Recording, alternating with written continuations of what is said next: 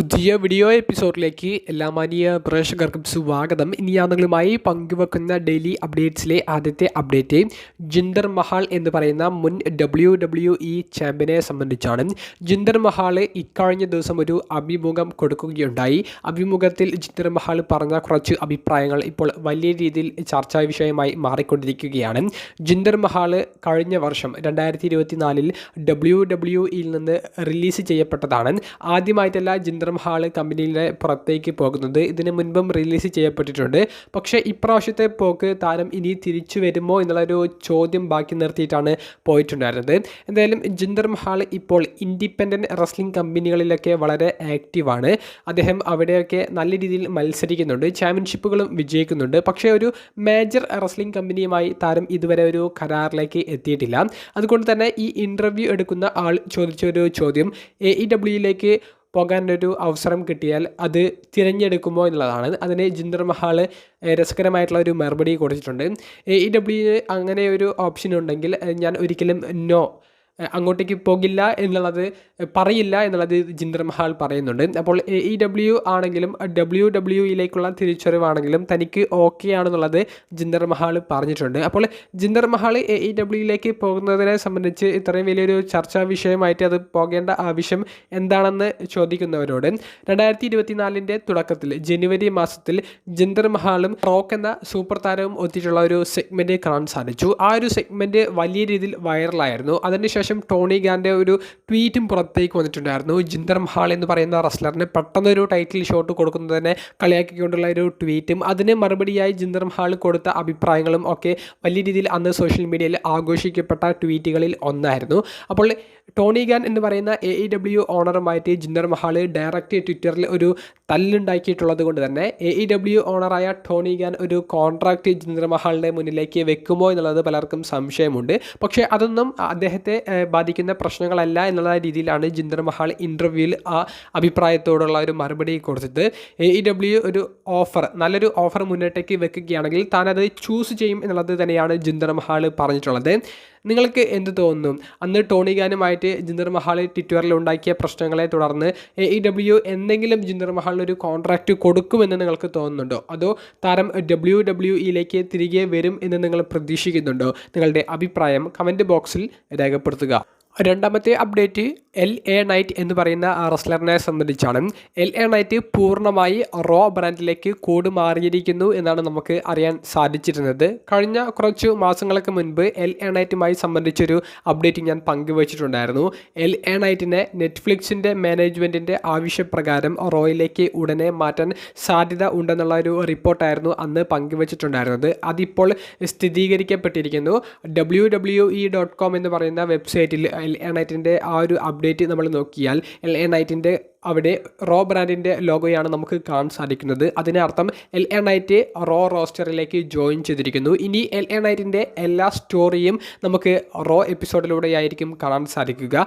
കൂടാതെ ഈ ഓഗസ്റ്റ് 31 നടക്കാൻ പോകുന്ന ക്ലാഷ് ഇൻ പാരീസ് എന്ന ഫ്രാൻസ് രാജ്യത്തിൽ വെച്ച് നടക്കുന്ന ഇൻ്റർനാഷണൽ പ്രീമിയം ലൈവ് ഇവൻറ്റിൽ സെത്ത് റോളിൻസിൻ്റെ വേൾഡ് ഹെവി വെയ്റ്റ് ചാമ്പ്യൻഷിപ്പിന് ചലഞ്ച് പ്രഖ്യാപിക്കുന്നവരിൽ ഒരാൾ കൂടിയാണ് LA നൈറ്റ്. മെയിൻ ഇവൻറ്റിൽ ടൈറ്റിൽ പിക്ചർ സ്റ്റോറി ലൈൻ തന്നെയാണ് നിലവിൽ LA നൈറ്റിനെ കിട്ടിക്കൊണ്ടിരിക്കുന്നത്.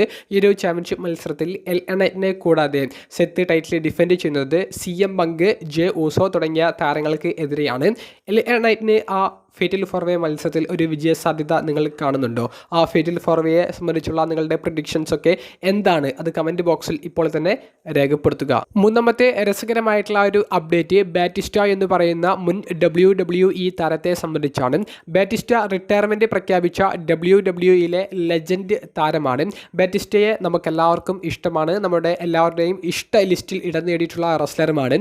ബാറ്റിസ്റ്റ ഒരു പ്രൊഫഷണൽ റെസ്ലർ മാത്രമല്ല, അദ്ദേഹം ഹോളിവുഡിലെ തന്നെ ഏറ്റവും തിരക്കേറിയ നടന്മാരിൽ ഒരാൾ കൂടിയാണ്.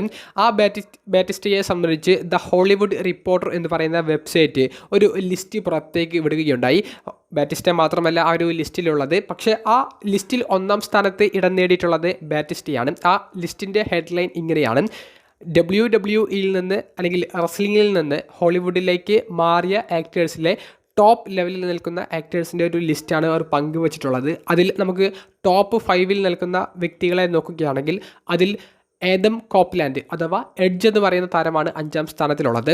4ാം സ്ഥാനത്തുള്ളത് റോഡി പൈപ്പർ എന്ന് പറയുന്ന മരണപ്പെട്ട മുൻ WWE ലെജൻഡ് താരമാണ്, ഹോൾ ഓഫ് ഫെയിമറാണ്. 3ാം സ്ഥാനത്തുള്ളത് സാക്ഷാൽ ജോൺസിനെയാണ്. 2ാം സ്ഥാനത്തുള്ളത് സാക്ഷാൽ ദ റോക്ക് ഡ്വെയിൻ ജോൺസൺ ആണ്. 1ാം സ്ഥാനത്തുള്ളത് ബാറ്റിസ്റ്റയാണ്. അതായത് പ്രൊഫഷണൽ റെസ്ലർ ആയിട്ടിരുന്ന ആക്ടേഴ്സ്, ഇവരിൽ ഏറ്റവും നല്ല നടന്മാർ ആരാണ് എന്നുള്ളതിൻ്റെ ലിസ്റ്റാണ് ആ ഒരു വെബ്സൈറ്റ് പ്രസിദ്ധീകരിച്ചിട്ടുള്ളത്. അതിൽ റോക്കിനെയും ജോൺസണെയും ഒക്കെ കടത്തി വെട്ടിച്ചുകൊണ്ട് ബാറ്റിസ്റ്റ അഭിനയത്തിൻ്റെ ആ ഒരു ലിസ്റ്റിൽ 1ാം സ്ഥാനത്തിലേക്ക് കയറി വരുന്നതാണ് നമുക്ക് കാണാൻ സാധിക്കുന്നത്. നിങ്ങളുടെ അഭിപ്രായത്തിൽ ഈ ലിസ്റ്റ് പരിശോധിക്കുമ്പോൾ ഈ ലിസ്റ്റിൽ ഇനിയും വ്യക്തികളുണ്ട്, ഇനിയും റെസ്ലേഴ്സും ആക്ടേഴ്സും ഉണ്ട്. അതിൽ നിങ്ങൾക്ക് ഏറ്റവും ഇഷ്ടപ്പെട്ടിട്ടുള്ള, ഇപ്പോൾ പങ്കുവെച്ച 5 പേരിൽ നിന്ന് നിങ്ങൾക്ക് ഏറ്റവും ഇഷ്ടപ്പെട്ടിട്ടുള്ള, അതുപോലെ തന്നെ നല്ല നടന്മാരാണ്, ഹോളിവുഡിന് പറ്റിയ ഒരു നടന്മാരാണ് ഈ റെസ്ലേഴ്സ് എന്ന് നിങ്ങൾക്ക് തോന്നിയിട്ടുള്ളവർ, അത് ആരാണെന്നുള്ളത് ഇപ്പോൾ തന്നെ കമൻറ്റ് ബോക്സിൽ രേഖപ്പെടുത്തുക. 4ാമത്തെയും അവസാനത്തുമായ അപ്ഡേറ്റ്, സെപ്റ്റംബർ മാസത്തിൽ WWE ഒരു പ്രീമിയം ലൈവ് ഇവൻറ്റ് നടത്താൻ പോകുന്നു എന്നുള്ളൊരു അപ്ഡേറ്റ് കഴിഞ്ഞ കുറച്ച് ദിവസങ്ങൾക്ക് മുൻപ് ഞാൻ നിങ്ങളുമായി പങ്കുവച്ചിട്ടുണ്ടായിരുന്നു. ആ ഒരു ഇവൻറ്റിൻ്റെ പേര് റസിൽ പലൂസ എന്നുള്ള ഒരു പേര് ആയിരിക്കും എന്നുള്ള ഒരു റിപ്പോർട്ടുകളാണ് നമുക്കിപ്പോൾ കേൾക്കാൻ സാധിക്കുന്നത്. റസിൽ വോട്ട്സ് എന്ന് പറയുന്ന ട്വിറ്റർ ഹാൻഡിലും PW ഇൻസൈഡർ എന്ന് പറയുന്ന വെബ്സൈറ്റും ഈ ഒരു റിപ്പോർട്ട് ഒരേപോലെ തന്നെ ഇപ്പോൾ പങ്കുവെക്കുന്നുണ്ട്. കൂടാതെ ഈ റസിൽ പലൂസ എന്ന് പറയുന്ന സെപ്റ്റംബർ 21-ാം തീയതി ഞായറാഴ്ച നടക്കാൻ പോകുന്ന പ്രീമിയം ലൈവ് ഇവൻറ്റിൽ മെയിൻ ഇവൻറ്റ് സാധ്യതയുള്ള 2 മത്സരങ്ങളുടെ ഒരു അപ്ഡേറ്റ് നമുക്ക് അറിയാൻ സാധിച്ചിട്ടുണ്ട്. അതിൽ ഒന്ന്, കോഡി റോഡ്സ് എന്ന അൺഡിസ്പ്യൂട്ടഡ് WWE ചാമ്പ്യൻ ഡ്രൂ മാക്കൻഡയറിനെതിരെ ടൈറ്റിൽ ഡിഫെൻഡ് ചെയ്യുന്ന ചാമ്പ്യൻഷിപ്പ് മത്സരമാണ്. മറ്റൊന്ന് ജോൺസിന വേഴ്സസ് ബ്രോക്ക് ലെസ്നർ തമ്മിലുള്ള മത്സരമാണ്. ജോൺസിന വേഴ്സസ് ബ്രോക്ക് ലെസ്നർ തമ്മിലുള്ള മത്സരം ഈ ഒരു പ്രീമിയം ലൈവ് ഇവൻറ്റിൽ നടക്കാൻ വലിയ സാധ്യതകളുണ്ട്. കാരണം ഇതിന് മുൻപുള്ള വീക്ക്ലി എപ്പിസോഡ്സായ റോയലും സ്മാക്ഡൗണിലും ഒക്കെ ബ്രോക്ക് ലെസ്നറും ജോൺസിനെയും അപ്പിയറൻസ് നടത്തുന്നുണ്ട്. അത്തരത്തിലുള്ള അഡ്വർടൈസ്മെൻറ്റുകളും അവർ പങ്കുവച്ചിട്ടുണ്ട്. ആ ഒരു അപ്ഡേറ്റ് 2 ദിവസം മുൻപത്തെ വീഡിയോയിൽ ഞാൻ വളരെ കൃത്യമായി നിങ്ങളിലേക്ക് എത്തിച്ചതാണ്. അപ്പോൾ ജോൺസിന വേഴ്സസ് ബ്രോക്ക് ലെസ്നർ തമ്മിലുള്ള ഒരു മത്സരത്തെ സംബന്ധിച്ച് മറ്റൊരു റൂമർ കൂടി നമുക്ക് കേൾക്കാൻ സാധിക്കുന്നുണ്ട്. ഇതൊരു ലാസ്റ്റ് മാൻ സ്റ്റാൻഡിംഗ് മത്സരമായിട്ട് നടത്താൻ പ്ലാൻ ചെയ്യുന്നുണ്ട് എന്നുള്ളത്. അപ്പോൾ ഒരു ഗംഭീര മെയിൻ ഇവൻറ്റ് മത്സരം തന്നെയായിരിക്കും. ഇനി കൃത്യമായി നമ്മൾ പറഞ്ഞാൽ 1 മാസം കൂടി കഴിഞ്ഞിട്ട് നടക്കാൻ പോകുന്ന റസിൽ പലൂസ എന്ന് പറയുന്ന ഇവൻറ്റിൽ കാണാൻ സാധിക്കുന്നത്. ആദ്യം ഒരു റൂമർ വന്നത് ബാഡ് ബ്ലഡ് അല്ലെങ്കിൽ ഫാസ്റ്റ് ലൈൻ എന്നുള്ള ഒരു പേരിലായിരിക്കും സെപ്റ്റംബറിൽ ഇതുവരെ അനൗൺസ് ചെയ്യാത്ത ഈ ഒരു പ്രീമിയം ലൈവ് ഇവൻറ്റ് നടത്താൻ പോകുന്നത് എന്നുള്ളതായിരുന്നു. പക്ഷേ ECW മുൻപ് ഉപയോഗിച്ചിരുന്ന പേപ്പർ റിവ്യൂവിൻ്റെ പേരായിരിക്കും റസിൽ പലൂസ എന്നുള്ള രീതിയിൽ WWE യൂസ് ചെയ്യാൻ പോകുന്നത് എന്നുള്ളതാണ് നിലവിൽ നമുക്ക് ലഭിക്കുന്ന ഒരു അപ്ഡേറ്റ്. കുറച്ച് ദിവസങ്ങൾക്കുള്ളിൽ തന്നെ ഇത് സ്ഥിരീകരിച്ചിട്ടുള്ള റിപ്പോർട്ടുകളും WWE പുറത്തേക്ക് വിടും എന്നുള്ളതും PW ഇൻസൈഡർ അവരുടെ റിപ്പോർട്ടിൽ കൊടുത്തിട്ടുണ്ട്.